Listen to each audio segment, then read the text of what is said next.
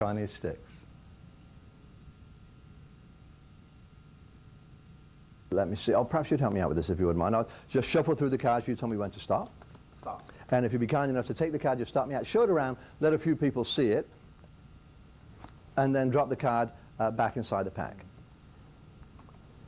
Fine. I no longer need the pack because I'm going to endeavor to read your mind. Take a look inside your thoughts and see if I can't divine the picture that you're thinking of and draw a picture of it, and a sketch pad I've brought with me for that very purpose. Now let's take a look.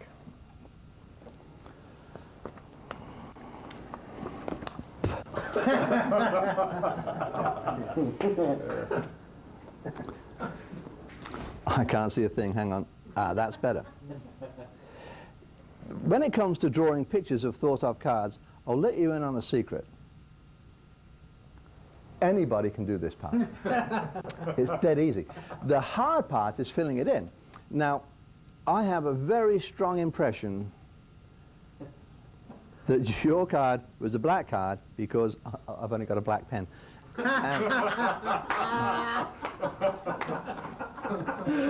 And this is coming to me very strongly. I'm sure that the card that you selected was the ace of clubs.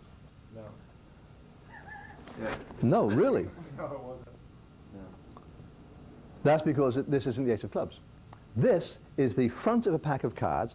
See, here is the rest of the pack in the background, and your card is the 14th card from the top. Thank you very much. Okay, I can see you're not going for this. But maybe I'm not so good at reading minds. Perhaps I should stick with magic. What, just out of interest, was your card? It was 3 of diamonds. The 3 of diamonds. That's the 14th card from the top, the 3 of diamonds. And perhaps I can do some magic. Whoa, no way. Come on. No. Whoa. Oh, the 3 of diamonds. Now, I'll add a couple of lines to this drawing. What that does is it gives the whole picture a feeling of motion, you understand. And like all good artists, I'll sign my work. And I'd like you to have this as a souvenir. Please notice that nothing slides in or out, up or down, that it is indeed just a picture. Tell your friends what happened, and I promise I'll never believe you. Great. That's it. Thanks, folks.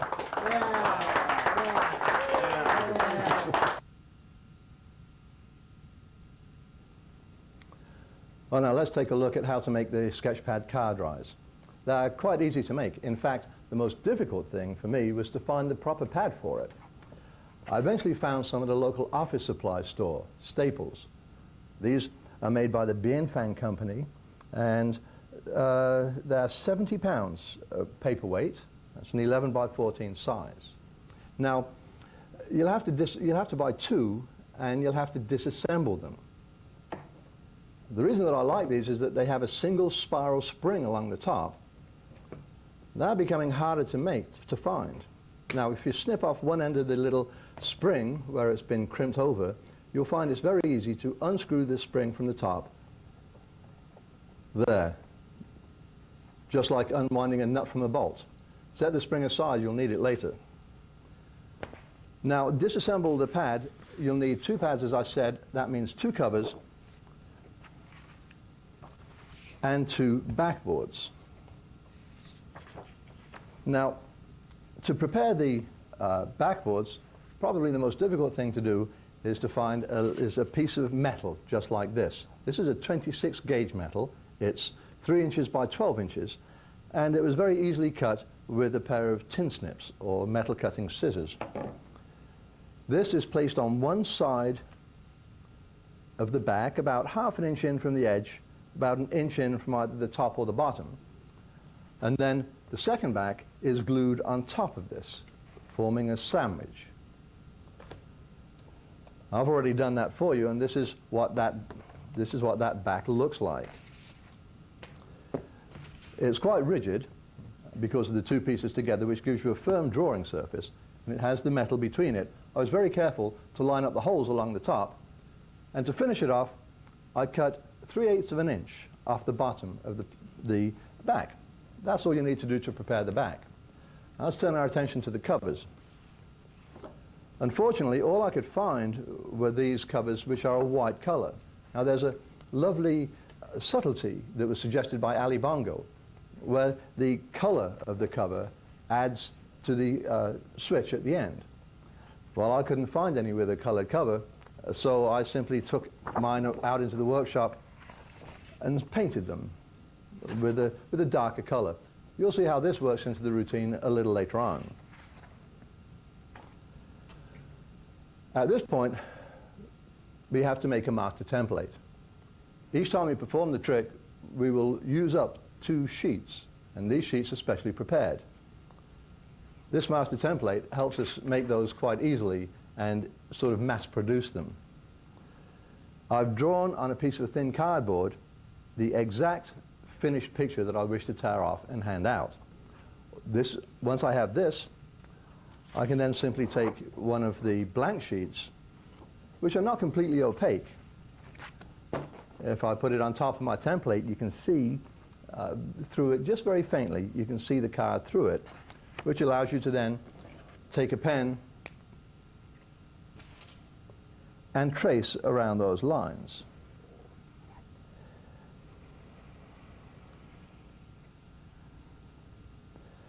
There. You can make just as many of these as you wish. One of the things that will happen with this is that the ink will bleed through the paper. This is a good thing, and this also is a little subtlety that you'll see how that works a little later on too, but just remember that. Now we have the giveaway sheets prepared. We have to prepare the sheet from which the card rises. You'll recall at the beginning you saw me actually drawing a card on the pad. That's where this master template comes in handy. You see, I've made some cutouts in the template. These cutouts allow me to make some thin pencil lines on that front sheet so that I can draw an exact duplicate of the card that I wish to tear off and give away.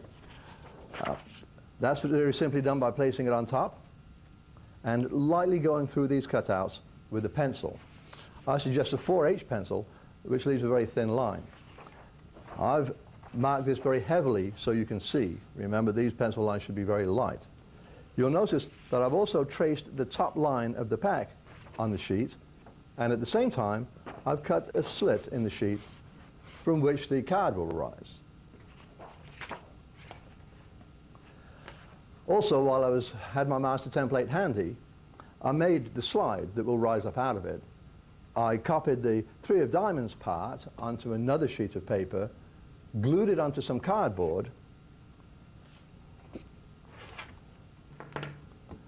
and cut it out.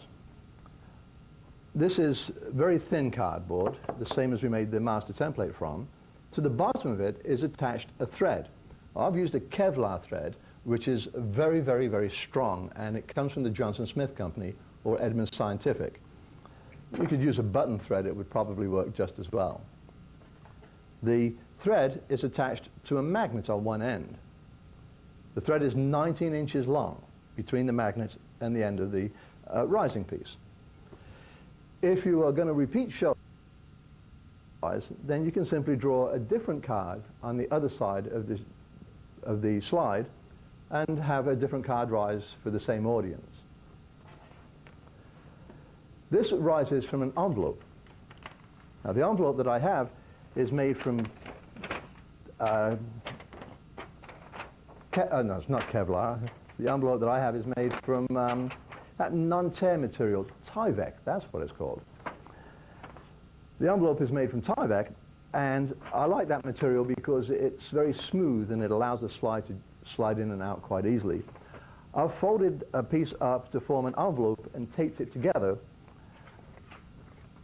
so that our slide will fit very comfortably inside of it. When I say comfortably, you want it loose enough so that when you pull the thread, the card will rise up. You'll also notice that it doesn't go all the way inside the envelope, but about 3/8 of an inch stick up above the top of it.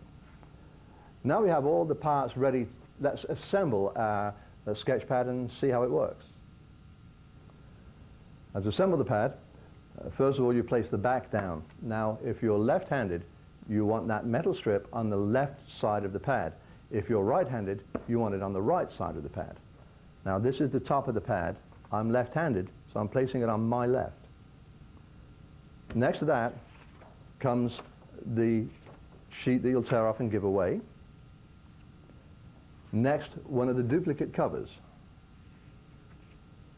Here are just a few blank sheets, and on the back of the rising sheet I have now taped that envelope with two pieces of tape, here and here. I've left the slide so it protrudes very slightly through the slit. That way when I pull it up, I'll make sure that it rises in front of the pad and not behind it. The thread is, with the magnet end, is left to hang over the top of the pad. And here is our second cover.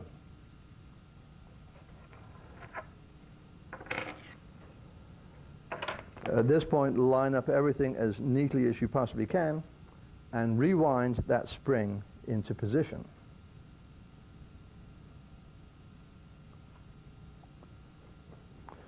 There, that should just about do it. The magnet will stick to the metal on the back, and we're ready to go. Now, a few presentation points. When you first open the pad, when you first begin the effect, hide that magnet inside the pad. Just tuck it over. The metal will hold it in place. So when you bring the pad out, nothing is to be seen on the front or the back of it. When you open the pad up this way, simply move this behind the pad and cover it with a cover.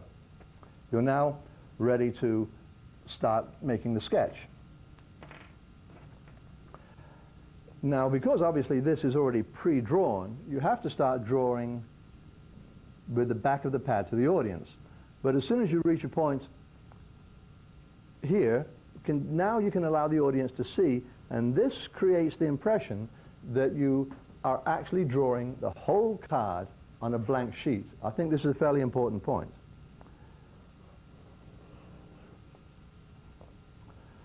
Show it to be the wrong card, and then draw in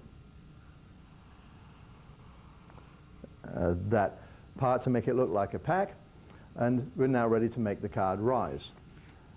Here I'm showing you the right-handed method of doing it.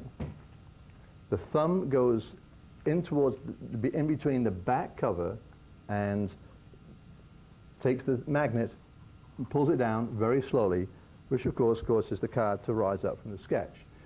Keep doing this until it's risen to match the giveaway sheet, and now you're ready to tear it off and hand it out. But before you do that, we're going to have a little beat by adding these quotation lines here. It gives us a nice little pause before the switch is made. Now, the switch is very easy to do and very convincing because of those two subtleties that I mentioned earlier on. Let's take a look at it, what happens.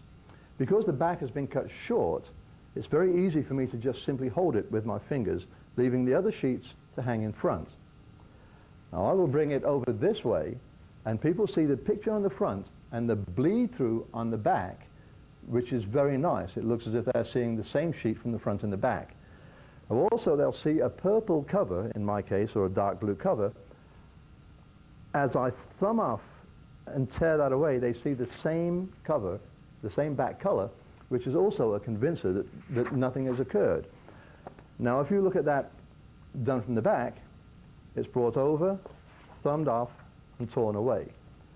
From the front, the switch looks like this.